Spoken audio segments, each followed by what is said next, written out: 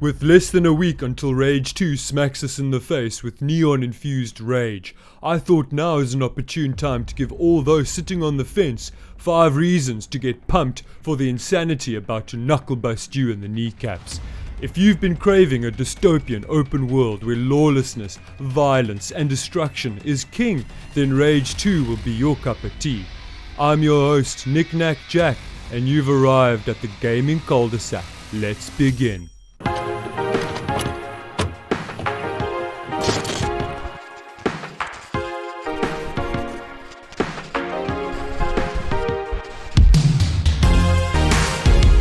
Quick disclaimer right off the bat here, folks. I'm not being sponsored and I'm not being paid to talk about the game in any way.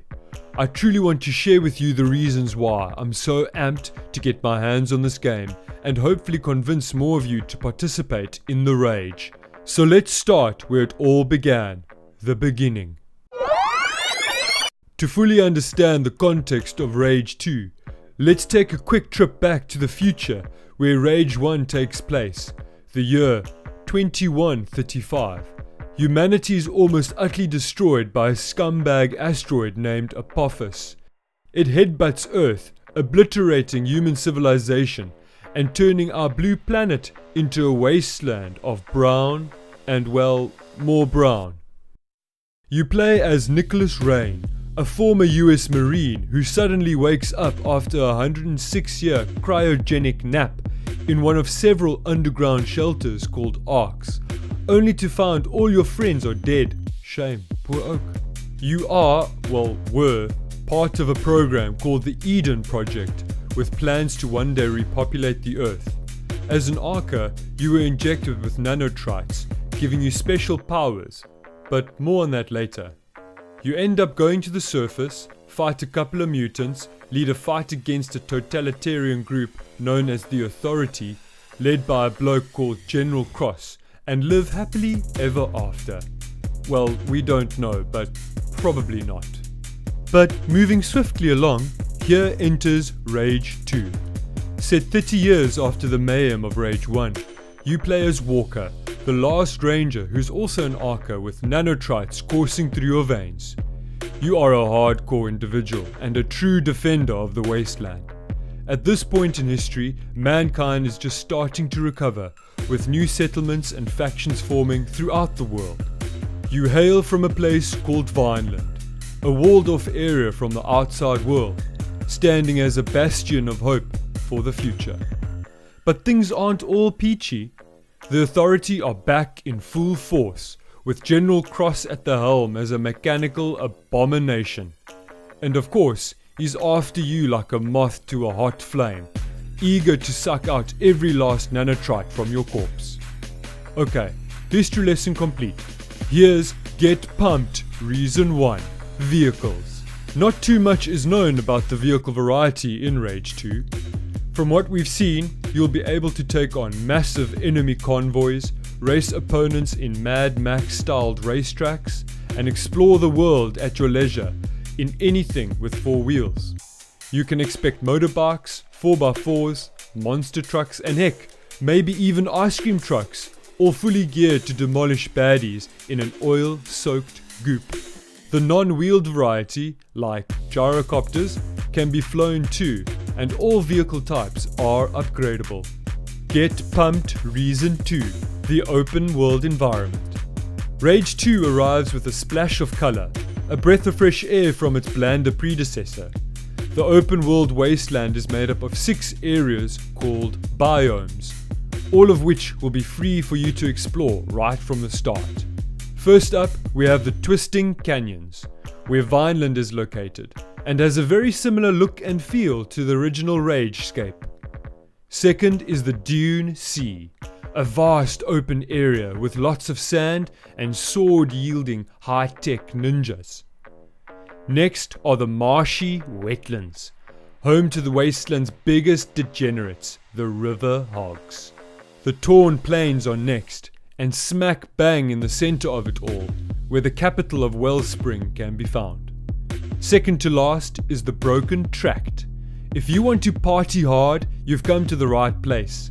the gun barrel trade town as the hottest nightclub in all the wasteland. Also, why not try your luck at fame on the Mutant Bash TV show? Lastly, we have the wilds, arguably the most breathtaking biome on offer, with old city ruins overtaken by dense jungle. The mining town of Dreadwood can be found here too. Get pumped reason 3, the baddies. There are 6 main factions in Rage 2, starting with the Riverhogs. They chill out in the marshy wetlands and seen as the armpit of the wasteland. Even though they might be a bit on the dwarf side, these guys are sharp mechanics and put up a formidable fight when threatened. Next up are the Immortal Shrouded. Screwed over by the Authority in Rage 1, they wiped out a 10th of their own kind in regret, vowing to never be taken advantage of again. They mostly hang out in power stations scattered throughout the Dune Sea biome. With the latest tech, they literally bring a knife to a gunfight, ricocheting bullets with their electric swords. Wow. Thirdly, we have the Abaddon, or Abaddon, however you pronounce it. They're made up of all the mutant leftovers from Rage 1, who form a religion and sacrifice humans to gain salvation. How sweet. Fourth on the list are the Goon Squad, a highly dangerous and hyper-violent group of anarchists spreading their insanity across the wasteland like a plague, leaving a trail of ruin in their wake. They have no agenda and no moral code, living a life of adulterated, unfiltered violence. Finally, the Authority. Yep, they're back, and more fascist and tyrannical than ever. Their primary objective is to control, squash free will, and exert power on all the world. As your ultimate foe, they've got the numbers, they've got the tech, so bringing them down will be that much more enjoyable. Other than these main factions, keep your eyes peeled for the standard muties that hatch from pods like a recurring nightmare, as well as a few other mutie varieties that come in large and super large.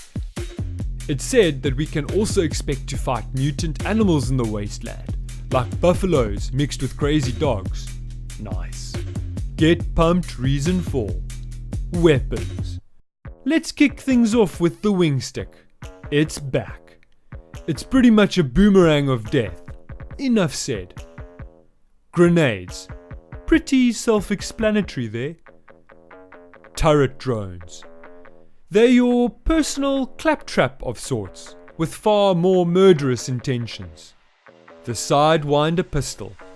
It goes bang bang for popping noggins. The assault rifle. It also goes bang bang, just a whole lot faster. The combat shotgun. It blasts and shreds faces right off. Activate the recoil to obliterate baddies into balls of meat. The smart rocket launcher. An all too destructive rocket propelled grenade, mostly used to take out the bigger muties. The grav dart launcher. Phew, this gun. First, you shoot anti-gravity darts at your target, then shoot a second bunch at an adjacent surface, and watch as baddies are thrown with force against that object, often ending with a splat. The Firestorm revolver. It shoots it's a gun that shoots bullets of fire, okay? The Charged Pulse Cannon. It coughs out superheated bursts of energy to inflict some serious pain. The Hyper Cannon. It's beautiful in its simplicity, annihilating multiple baddies at the same time. If all else fails and you stupidly run out of ammo, don't forget about the trusty melee option.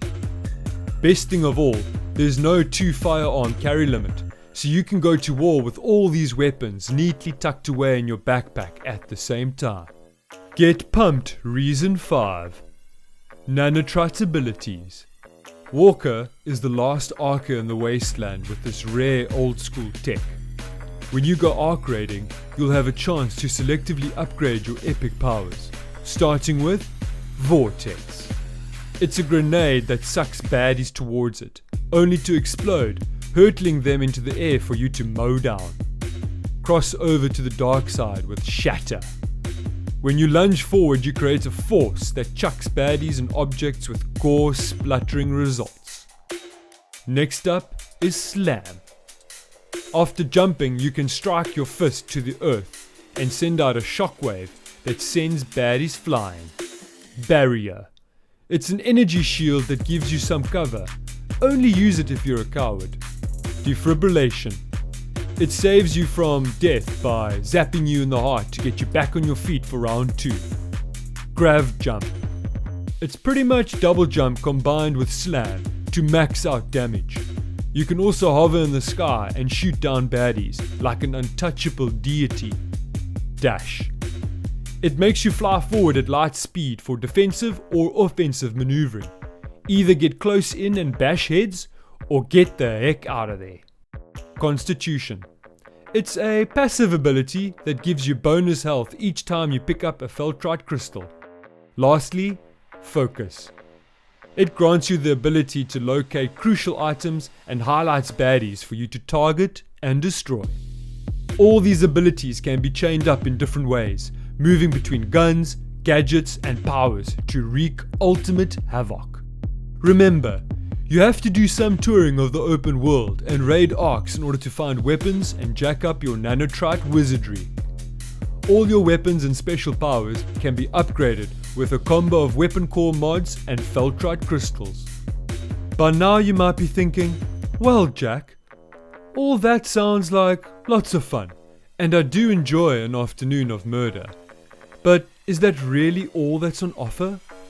No, my dear murdery friend, it's not. There's one more dirty trick up your sleeve. Kill enough oaks in quick succession to activate Override, at which point you turn into a neon strobe light of enraged fury and devastation, punishing baddies in a ridiculous chaotic killing spree. Weapons are given special new attributes for an all-round glorious killing fest. Your health is also immediately restored to max, and every attack is delivered with horrific power.